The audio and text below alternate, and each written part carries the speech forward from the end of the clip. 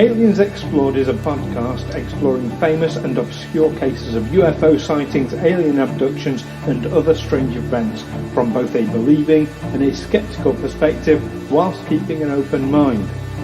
I'm Stu Jackson, a professional actor and amateur ufologist with a particular interest in the crop circle phenomenon.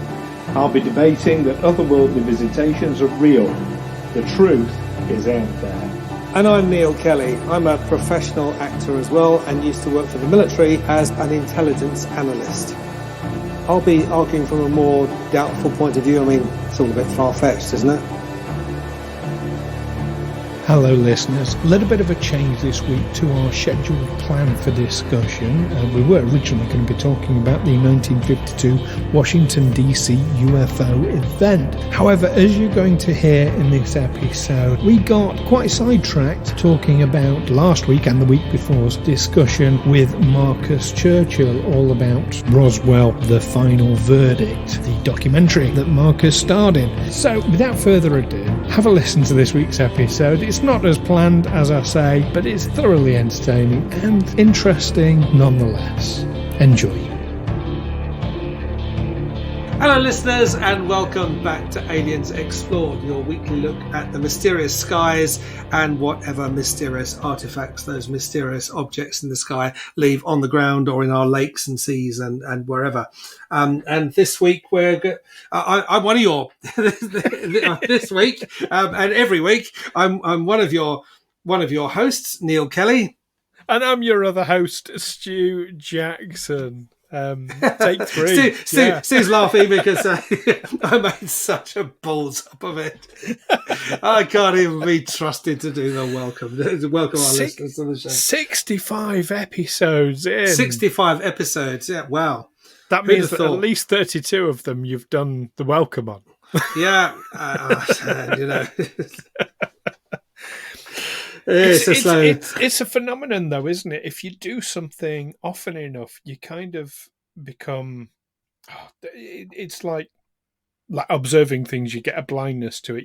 You become, well, laissez-faire, I suppose. It becomes more difficult the more you do a thing. That is a recognised phenomenon, isn't it? Is it?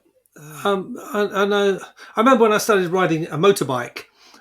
They said that there are two phases in your motorbiking life when you're most likely to have an accident. One is right at the beginning, when you're still learning, and the second is a bit later on. You'll go through a safe phase, and then you'll get to a stage where you start taking more and more risks, and you become risky again. And I guess it's a bit like that with introducing without the risk of physical harm, but doing introductions and introducing. See how I've managed to fuse those two words atomically. Without the risk of physical harm, but you still bugger it up. I don't know that I've actually gone through a safe phase though yet. I like introducing. I think, introducing. Yes. I'm going to put that on my CV. I'm a professional introductinator. That will get interest. People like a new word. But yeah, the whole motorbike thing. The highest catcher, certainly in the UK. I imagine it's going to be the same for elsewhere in the world. The highest insurance cost is for men in their 40s. Because you're absolutely right. Like as teenagers, we'd get our motorbikes in our early 20s, and then we'd not me, but people would get married, have kids, change the motorbike for a car. Then the kids would leave home. Maybe I'll get on a motorbike again. Well, of course, the roads are totally different now. The bikes are completely different to what they were 30 years ago. In a way that's usually better and safer, better brakes, better road holding, but also much faster. Well, and there's also that aspect, isn't there? When you start riding a motorbike on a provisional license, which in the UK allows you to ride a bike up to. When I started back in the 1970s, you could ride up to 250cc, but then Suzuki brought out their X3 or whatever they brought out a 250. That was as light as a moped, but could do 100 miles an hour in good conditions. So that's when the insurers or everyone who in authority got together and said, 250, a 100-mile-an-hour 250cc bike is far too much for someone who's only just got a provisional license, who's never taken any kind of test, never had any form of training to just get on and ride. So they reduced it to 125cc. So I can imagine people they start up with a small bike, they learn to ride it, they take their test, and then they go and buy a 1200cc super bike. Yeah. That's the equivalent of a Formula One car in terms of performance. And You ever been on one of those?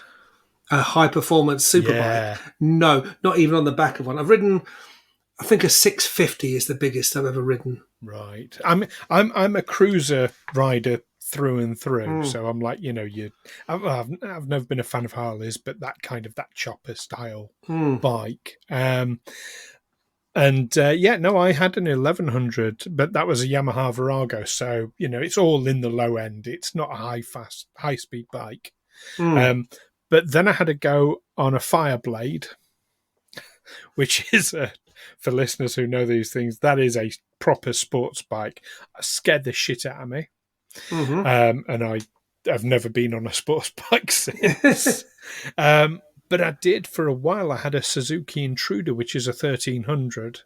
Wow. Now, that's kind of a sports cruiser. I mean, they look absolutely beautiful if you Google Suzuki Intruder. Beautiful bike. Not right now, Neil. We've got a podcast, but yeah. For listeners, Google that because they are amazing. I was riding along the motorway on it, just like quite comfortably. And I'm not one to speed on bikes at all. In fact, I'm more likely to hold up traffic, doing 15 or 60 limit. I'm a very sedate rider. But I'm like riding along on this bike and I'm thinking, all this other traffic is going ever so slow. Look down at the clock and I'm doing 180. And I didn't even realise it.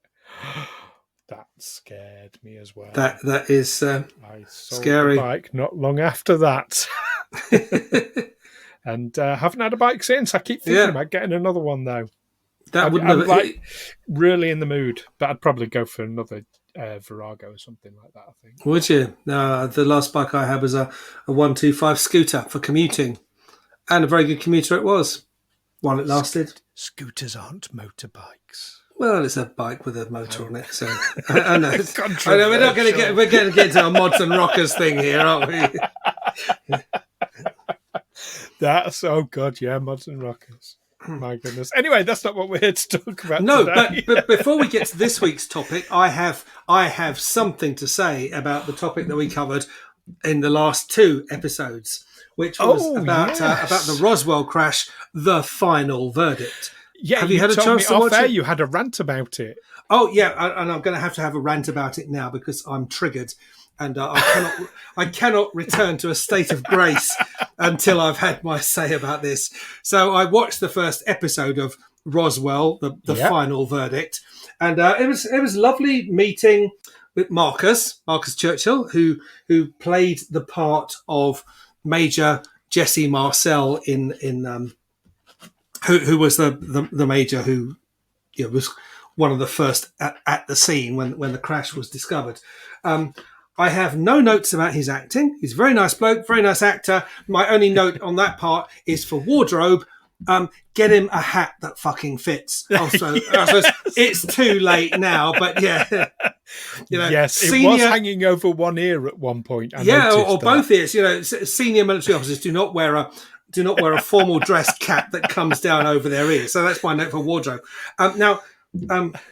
Marcus mentioned this. Have you watched this thing? I've watched the first two episodes. Okay, I've only watched the first one, so you can perhaps pull me up. But in the first one, if I can, I will. Okay, if I let you get a word in edgeways. Now, Marcus mentioned that they told him about this AI, this artificial intelligence, which they had applied to these video clips or these old film clips of people talking, which would measure their micro-muscular movements on their faces. Yep, micro-expressions. Micro-expressions to determine whether they're telling the truth. So they'll play this old bit of footage, and what would come up, what would be superimposed on their faces, it's a bit like if you're watching CSI, when they're looking for a fingerprint match, and the fingerprint comes up on the computer screen on the computer, and then all these dots appear and lines join it, and then it does the search based on those measurements. So something like that appears on the face. That's for dramatic effect. That's not...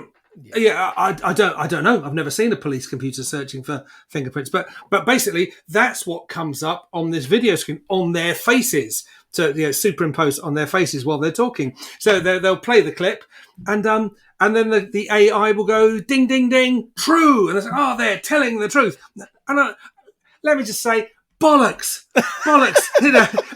For our American listeners, bullshit. If I was giving you a polygraph test, let's call it what it is, a lie detector, or it's not.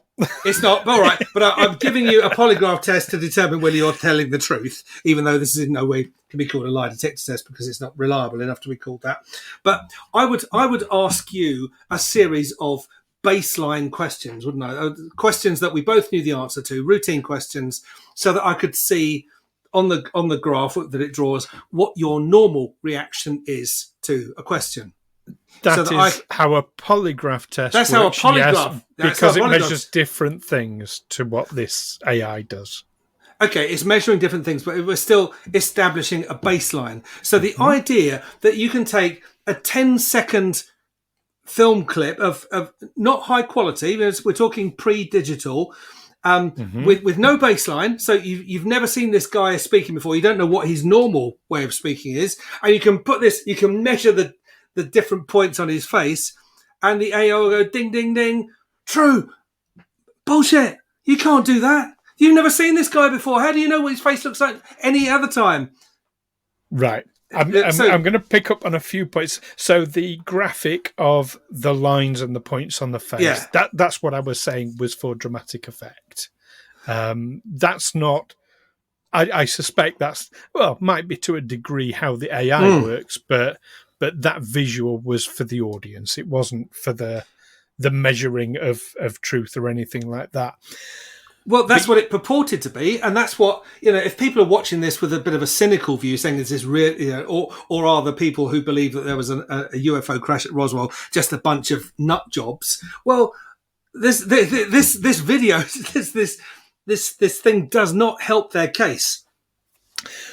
Well, you say that, but it's been very well established for probably hundreds of years now that certain reactions, certain facial movements, what direction your eyes look in when you tell a lie, that lying is manifestly observable if you're looking for the right things.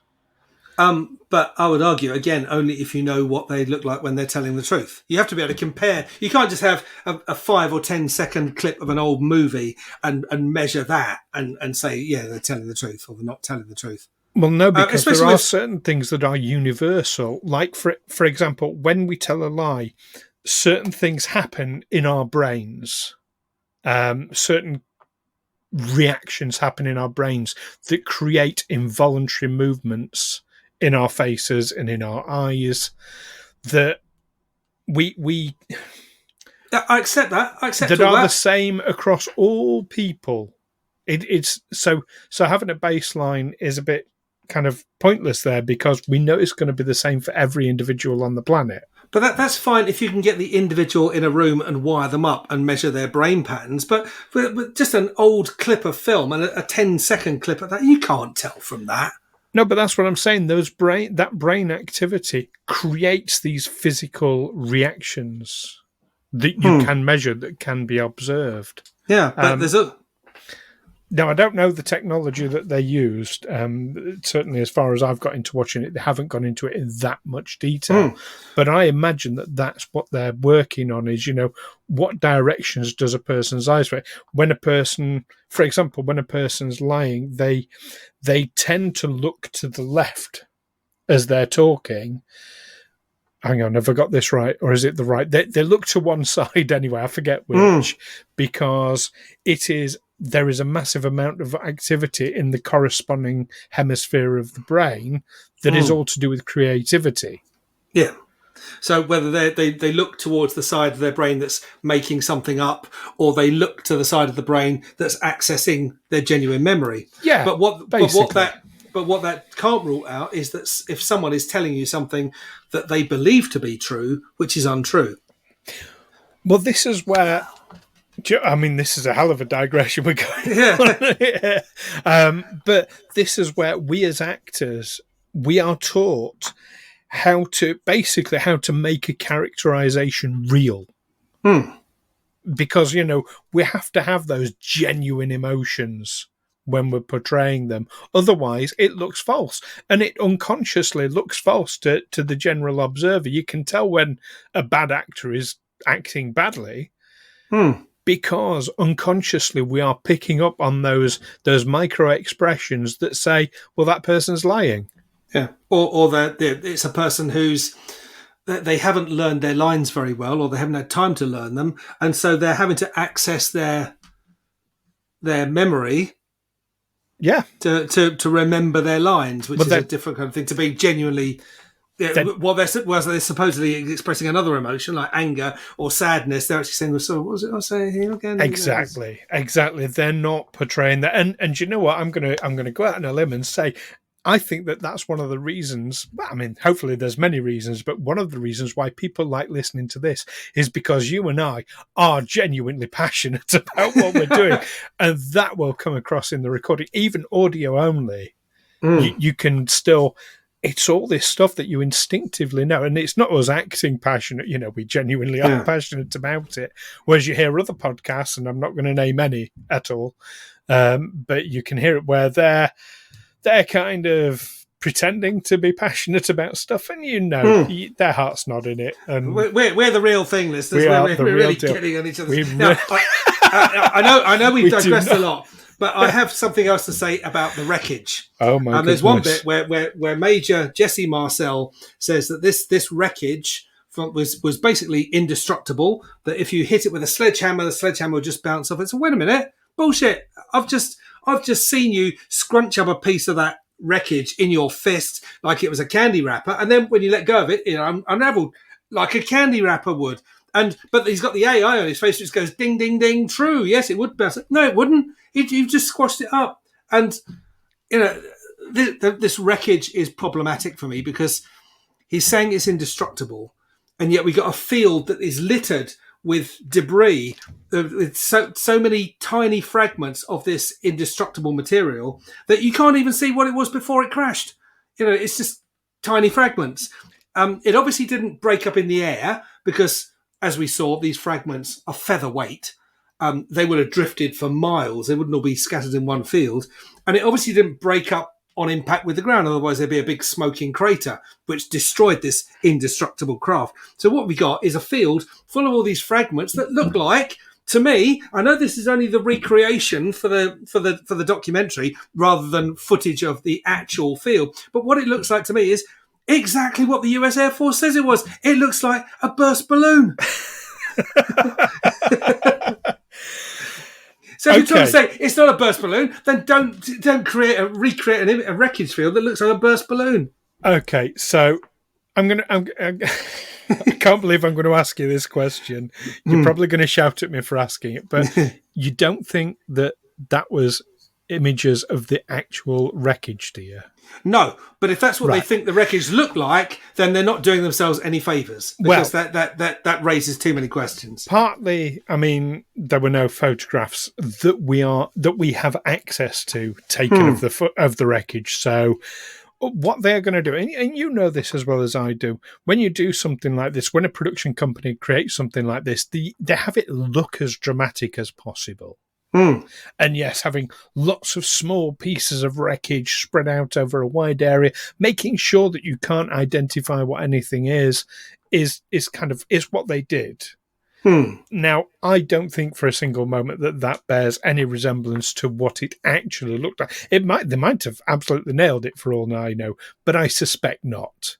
It's a dramatization. It's a dramatization, but it's not a way that helps their case. And I'm going to say about the different types of wreckage as well. So you talked about the one piece that, yes, he was able to crumple it up in his hand. It was incredibly light. And as it released his hand, it went back to his original shape. Again, they showed looked like a crumpled piece of foil for that. But that was one type of piece of wreckage. They also talked about I-beams as well that had the hieroglyphs on. That was a different type of wreckage. And we're possibly even talking about a third different piece of wreckage that they're talking about was pretty much indestructible. It's not all the same piece of wreckage. That wasn't too clear. I agree. They could have made that clearer. Absolutely. It's not. Yeah, so what I'm saying is they haven't made their case very well, if that's the final verdict. Certainly not in episode 1, anyway. If you had an aeroplane crash and you took a piece of the hull and you said, "Oh my God, like this has got like a really high melting point, this piece of material," and then someone else gets a piece of plastic off the dashboard and says, "No, it hasn't, look," and melts the plastic really easily. You know, any vehicle is going to be made up of multiple materials. That's what I'm getting from that is some of it was this memory metal that reformed its own shape. I mean, you're saying like what did you say it was like a candy wrapper? For the benefit of our American listeners, yes, a candy wrapper. Candy wrapper. I mean, no, I'm seeing more like a piece of aluminium for our American listeners, which apparently is nearer the correct description. I have heard this said by me, but by you and others. Anyway, I like to call it aluminium. But yeah, more like a kind of a sheet of that, you know, if you were to twist it and change, it then reforms its original shape. Let's say the I-beams themselves are a very different type of material. But yeah, okay, so so you didn't like the AI, you didn't like this idea.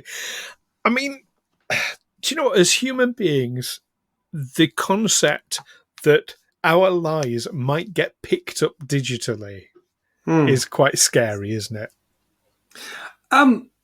If you're a habitual liar, although actually, you know, we have prominent politicians in the UK and the USA who don't care that their lies are picked up, because the kind of people who pick up their lies are people who can't do anything about it. What, like the media and the opposition? What does Boris Johnson care what the Guardian says about whether he told the truth or whatever, or that what he said today is different from what he said yesterday? And let's face it, our current leader of the opposition, Keir Starmer, isn't picking him up on all his lies anyway. I mean, he's not out there in Parliament saying, "Fuck me, Boris, you are lying." Why isn't he doing that? Anyway, that's a whole other. That's in fact, one MP was thrown out of the House of Commons for saying just that, without the F word, because it's unparliamentary language. You can lie in Parliament, but if you call someone a liar, you're using unparliamentary language. Sorry, you've overstepped the line here. You've got to go. Well, there was his name suddenly escaped me. When David Cameron was Prime Minister, and one of them called him Dodgy Dave, which it was. I mean, David Cameron, dodgy as hell. Yeah. You know, another schemer. Anyway, we're getting off the topic, but back onto Roswell. So aside from the AI, I mean, you know what I'm talking about with that picking up. You know, we instinctively and unconsciously pick up these little micro expressions that tell when people lie. Surely you've looked at someone and you've just like, you can see them and you can tell just by, you get a gut feeling they're lying. Yeah, but it's also the substance of what they're saying and how that compares with what I believe or know to be true. Have there not been any instances where someone has been conveying something to you that you are very utterly neutral on, and you've just got a feeling they're lying? Yes.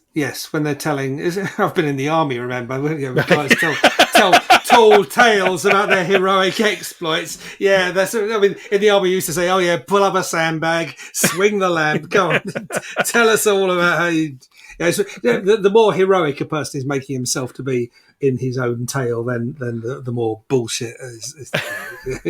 Well, that I can understand, but I mean, I can think of times when with ex-partners, I've instinctively known, for example, when one ex in particular sort of springs to mind, she was cheating on me, and I instinctively knew it. There was nothing I could have pointed to and said that because of that I know she's cheating on me, but I instinctively knew she was, and that was proven to be right. It's things like that basically this AI, as I understand it, which is limited for this specific AI, but in general, it's just applying the science to that gut instinct that we've always ascribed things to. I would argue that what you're picking up, although the whatever you're picking up is so microscopic, you're almost not picking it up with your conscious mind, but something in your subconscious is telling you that this is different from their baseline. This isn't you've established what their baseline is when they're being honest, and you've somehow picked up little signs that this time it's different. This time. I'm not so sure. I think there are things that are universal because I've done it with people I've never met before. I just something about them. I mean, people I can meet someone instinctively and just not like them as soon as they open their mouth. Yeah, we all do that. Yeah, and yet here we are years later as friends. Or have it done to us as soon as you open your mouth. Yeah, but yeah. So I think there's something in that. I'd be intrigued to hear what our listeners, if our listeners, particularly those in America who are able to watch Roswell, The Final Verdict. What opinion do they have about it? So I want your opinion on the AI, I want your opinion on the wreckage field, and I want your opinion on Major Jesse Marcel's hat. Okay, I mean, I think that's a little harsh about that. Neil. Well, as a military man, I'm sure we do have some ex-military or maybe current military listeners. They're going to react to that. You should see as an actor, though. I mean, but I think that really stands out. I mean, the British Army, and increasingly, I think the American Army, troops wear berets, and there's a correct way of wearing a beret. And in the British Army, the big thing is about shrinking your beret, so that it's a really nice. Look at a real soldier with his really neat sort of nicely folded over beret, and then you look at someone in a TV program with his fucking helicopter landing pad on his head, and squaddies react to that. Squaddies say, bollocks. There's no way that they can see if an actor playing a soldier has had no military experience, because they don't know how to. They don't even know how to wear a uniform. Well. Or carry a weapon, or wear a hat, but if it's a documentary recreation, I mean, I don't know. I give a lot of leeway. I've done these things as an actor. I'm not criticising Marcus at all. Just his hat. Well, no, which is a wardrobe. It wasn't his job to provide his own outfit anyway. But yeah, okay. Interesting. I liked what I saw of it. I'm finding the time to plough through it slowly. The second episode's really interesting. It talks about the other crash. Okay. Which I think was a more substantial wreckage, wasn't it? This was where you can actually see what the craft had been before. And there's bodies. And there's bodies. It's not just a burst balloon in a field. Yeah, but they do come in with the AI and say, oh, yes, well, that person was telling the truth. I thought you were going to come in with a whole different rant, I'll be honest. A completely different rant, which is what I was expecting was, hang on, we thought we were going to be talking to the people who actually saw this stuff, but actually, no, it's the person that they spoke to. Which a lot of the time it was. But But that's about how old, this footage is, and that's the best we've got. Yeah. It's the closest we can get to the actual people. Mm. But it works on the audio footage as well. But I don't know if that's episode 2 or episode 1. I don't think it There was was in a episode radio 1. Excerpt. Okay. Yeah. Oh, one other thing I'm going to pick up on that you said really earlier about the AI stuff. You said, it takes a few seconds of clip and determines if no, the AI looks at the entire thing. Overall, we're only seeing a few seconds because it's a documentary, and to watch a half-hour interview in the middle of an hour-long documentary. But did they have half-hour interviews? I mean, these are sort of 50, 60-year-old clips of film. Yeah. I mean, some of it would be 10 minutes. It's going to vary, but what I'm saying is the AI will be looking at far more than just what we're seeing on screen. They didn't make that clear, and they didn't help their case. If that was they didn't. But then I don't know, a documentary that goes into now for this, we're looking at this much clip, and here's the exact moments when the AI says, "Oh yes, on this point they're really telling the truth." This bit is because it's never going to be binary all the way through an entire interview. It's going to be like peaks and troughs, and so I don't know. I take that kind of thing as read anyway, by default. But anyway, I think that pretty much wraps us up for this special episode looking back at Roswell, the final verdict. Unexpected. We weren't planning on doing this, but there we go. I didn't realise how much I had to unload. Well, that's fine. I mean, and it is an interesting point, and you raise some valid points. I mean, there's also another side to this. When a documentary like this comes out that is bringing it all into the public attention, you got to ask, why aren't they doing themselves any favours? Well, yeah, is this an attempt to actually discredit any stories about create UFOs? Enough of a area, yeah. But that's what I thought. This is a show purporting to show that yes, there was a UFO crash at Roswell, but actually it's an attempt to ridicule the people who claim that there's a. I don't know if it goes that far. I think it just leaves enough of a question hanging. But then calling it the final verdict, I mean, we're not silly. We know that that's a marketing ploy. Wasn't it? Well, the latest development in a long line of developments is less catchy. It sounds more dramatic than our verdict so far, or the latest verdict. Or looking at the footage that's already been looked at. And coming to the same conclusion that we came to last time. Yeah. Well, some of it they didn't. Some they did pick up some lies. Again, that might be the second episode. No, the first episode they picked up one lie that one guy said. Right. This went all the way up to the president, and it went ding, ding, ding. No, he's lying. Yeah, that was interesting. Was interesting. But anyway, do let us know what you think about it, listeners. If you've had a chance to watch it over in the US of A, we want to know.